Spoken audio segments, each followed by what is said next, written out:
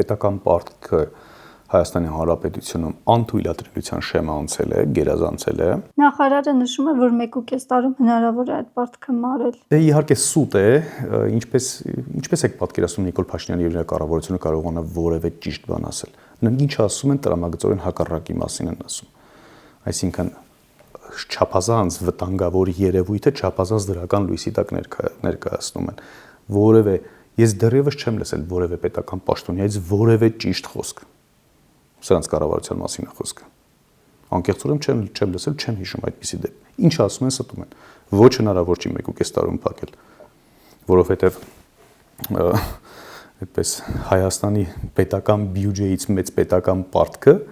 1.5 տարում փակել, դա նշանակում է բանակ չունենալ, ոստիկանություն չունենալ, որևէ պետական մարմին չունենալ, կենսաթոշակ չվճարել, սոցիալական նպաստ չվճարել, ուսուցիչներին չվճարել, այդպես ինչպես պետական պարտք կփակենք։ Թե կարծում են, որ Հայաստանի Հանրապետությունից եւս մեկ կտոր պետք է վաճառք իրականացնեն, օրինակ Սյունիքի մարզը վաճառեն եւ կարողանան պետական պարտքը մարել։